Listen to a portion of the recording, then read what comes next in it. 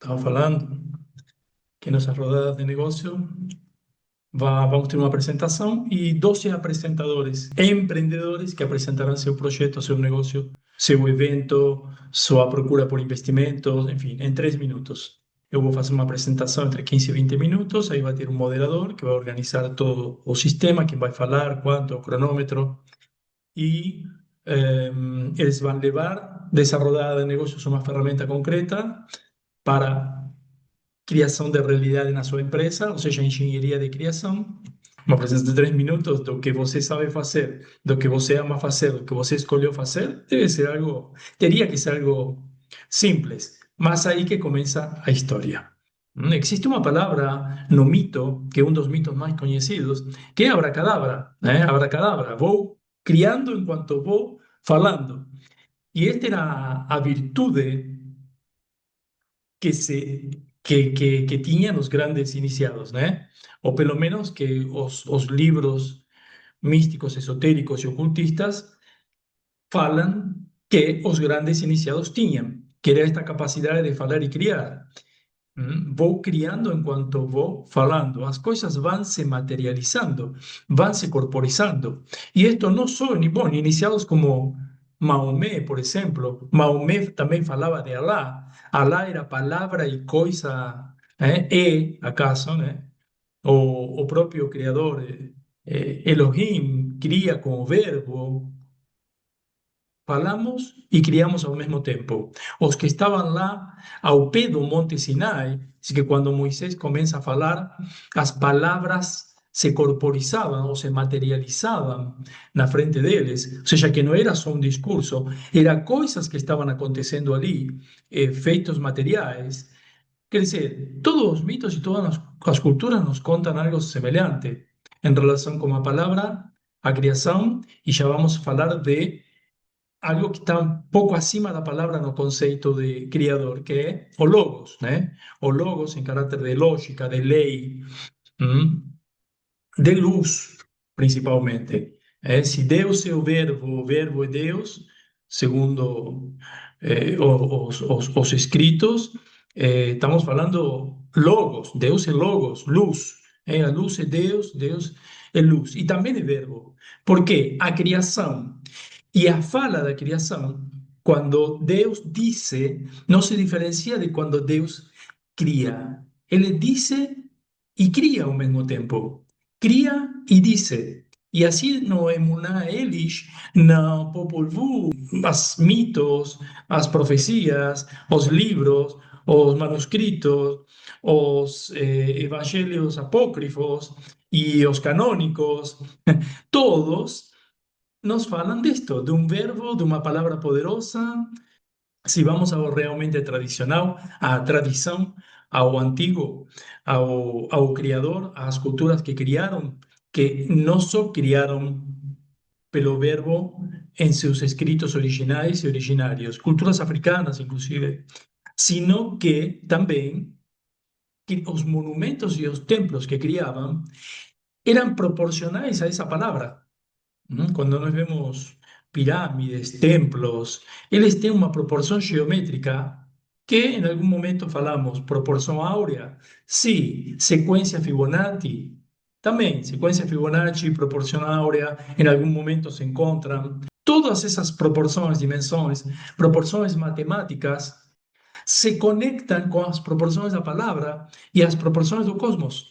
Se a palavra não está bem construída, não está proporcionalmente edificada, construída, a edificação, o templo, agora nós falamos na catedral gótica, e vamos por diferentes séculos e épocas, a estátua, ressoavam com música, com arte, com astronomia, a música das esferas. Um templo grego era uma caixa de ressonância. Uma pirâmide era e é uma caixa de ressonância, uma caixa acústica principalmente. E essas construções que hoje nos parecem e são realmente irreproducíveis nesta época, apesar da tecnologia. no tenían papel, planta, no era un arquitecto que iba con una planta o con una folia o con un diseño a grande escala, como hoy hacemos una gigantografía. No tenían. Eso podía estar en un pergamino que levaba mucho tiempo para hacer y podía estar también en una pedra, tallado en una pedra. Entonces, ellos planeaban todo en escala y eso es maravilloso. Todo eso surgía de una palabra bendita, de una palabra bien estructurada, bien organizada, bien ordenada. Esto va muito além da proporção áurea. Va muito além da proporção áurea, porque eu posso conhecer a proporção áurea, falar ordenadamente, mas eu não estou convencido disso, então não posso convencer. Vencer com argumentos. O que os arquitectos griegos, que no eran privados, eran públicos, porque a obra na Grecia era pública, então tinha, além de ter um júri e de alguns que escutavam isso que estava sendo falado, qualquer pessoa do povo, eclésia que é uma comunidade que se juntava, que depois passou para igreja, né? Mas originalmente a palavra é eclésia, uma comunidade que espontaneamente se juntava e iria observar, entre outras coisas, aonde se gastava o dinheiro público, né? Por exemplo, nas obras. E aí tinha vários arquitetos que iam apresentar seu plano, seu projeto, né? E qualquer pessoa, não importa se era ferreiro, se era marceneiro, ele podia ir lá, escutar e objetar. E ainda colocar um voto negativo ou em contra, né? Quando tinha o cara travava ou repetia uma frase ou dava um branco, tudo isso se considerava. Se considerava como que todo isso iria fazer parte da obra, porque não se entende, não só naquela época, hoje também, quando você cria a realidade, você entende que todo o que você disse, da forma como que você o disse, os verbos e os substantivos e as preposições, cada coisa tem seu lugar, cada coisa se proporciona e vai fazer com que isso se amplifique como aquilo que você gosta ou não, mas vai se amplificar. Então, aqui falamos, sim, de verbos que dão tração, movimento, de substantivo que dá sustento, um substantivo que dá apoio. Todo estava envolvido na sua fala, todo, absolutamente todo, a parte orçamentária, o resultado, a beleza desse lugar, dependia também da beleza da palavra, como essa palavra, e todo podia virar também um caos. Porque se a base ou a união, as uniões, por exemplo, preposições, conjunções, juntar, conjunções, eles não usavam massa, ou usavam algumas encaixes de ferro, mas geralmente os encaixes de pedra nesses tamanhos e nesses pesos eram perfeitos, encaixavam perfeitamente e não tinham como se soltar. Não era que eles seguravam isso com uma argamassa que 2 anos depois já ia cair e ia romper. Não. E da mesma forma, como eles iam ensamblando as construções de frases. Com qual conjunção? Com qual palavra? Com qual preposição? O que estabelece também uma posição da alma, uma posição da pessoa perante aquilo que está acontecendo. Vamos ver alguns exemplos, claro, essas.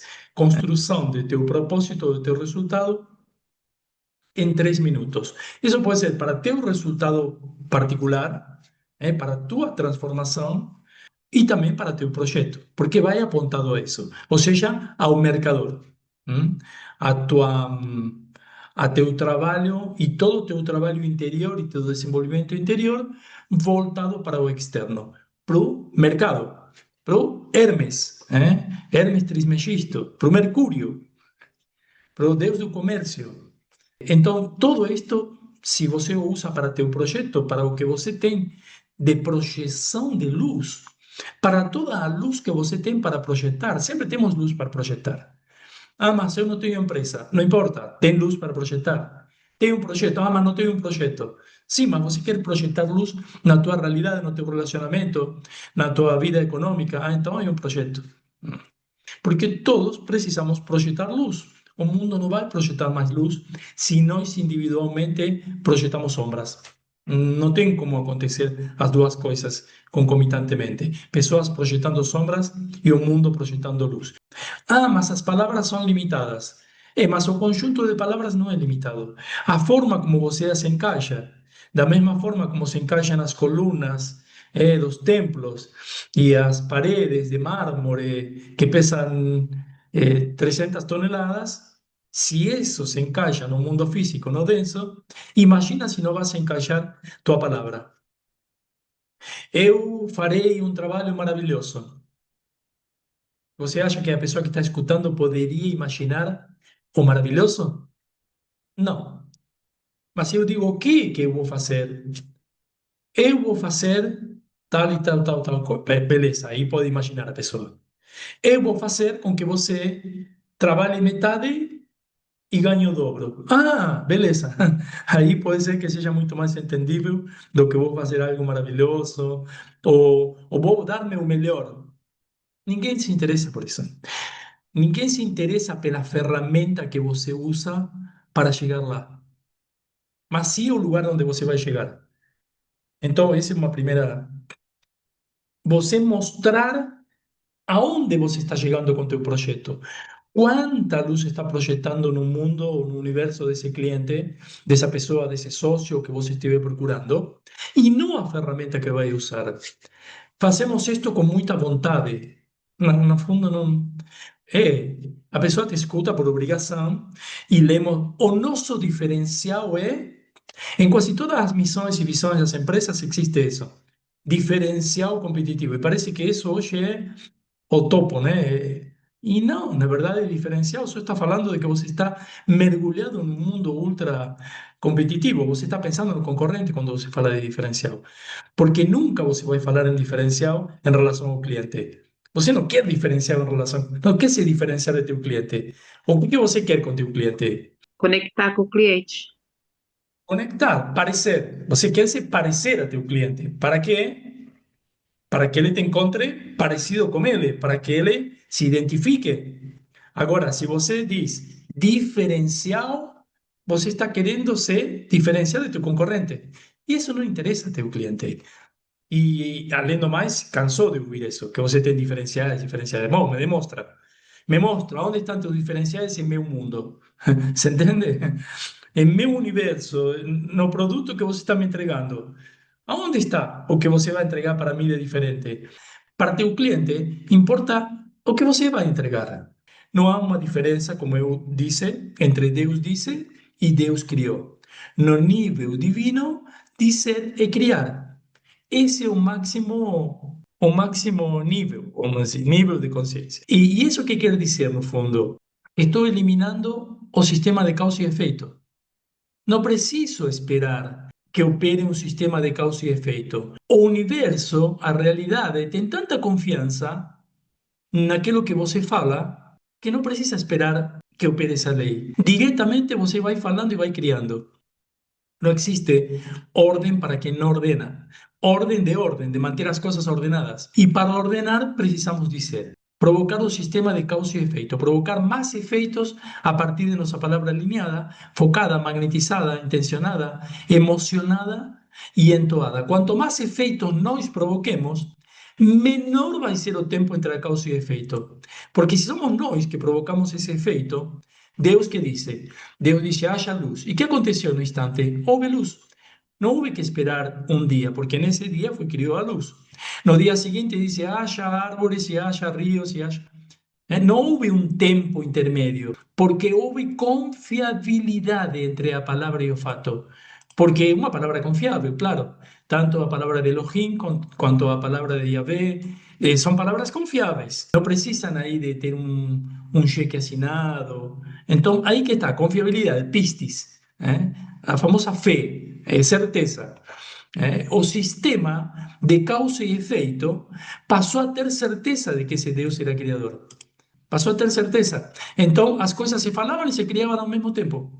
Até onde os grandes artistas, criadores ou arquitetos da antiguidade iam, avançavam, né? Até onde chegavam? Até onde chegavam suas obras. A oratória do arquiteto não era apenas um meio para convencer o público, ela era a primeira manifestação concreta do prédio, do edifício. A primeiro que se recibía, se entendía daquela obra, era a través da palavra. A pronúncia das palavras e a entoação da voz também eram ajustadas para refletir a proporção áurea ou determinadas proporções, como eu falei antes. Quando eu digo que o teatro, a poesia, as artes, a pintura, a dança, a música, a medicina, a geometria, a biologia, todas essas coisas não estavam separadas de início, é porque não estavam separadas. Nós as separamos e acreditamos que música e medicina são coisas diferentes. Não, eles curavam com a música, então para eles não eram coisas diferentes. Assim como todas as disciplinas que eu acabei de nomear e deixei milhares de fora. Eram a mesma coisa, porque uma podia ser integrada à outra, atuavam em sincronia, atuavam em harmonia. O arquiteto tinha que ser preciso na planta base, ou seja, que era a palavra naquela época, assim como nós temos que ser precisos na planta base da nossa realidade, muito além da realidade do nosso projeto, da nossa empresa. A construção do resultado em palavra. Aí entramos mais em tema. Existia uma fundamentação que vê que se corresponde com o fundamento da obra. Existia uma harmonia na fala que se correspondia com a beleza estrutural. Aqui sí podemos falar em passado, porque tivemos 3.000 ou 2.500 anos entre isso que acontecia e agora que vamos começar a falar em presente, porque vocês vão estar usando isto na realidade de vocês. Se eu não fundamento meu projeto corretamente na minha fala, também os fundamentos do projeto físico seguirão o mesmo padrão. Se a pedra ou o mármore divergiam da palavra, a harmonia ia ser quebrada e o contrato tácito iria ser quebrado.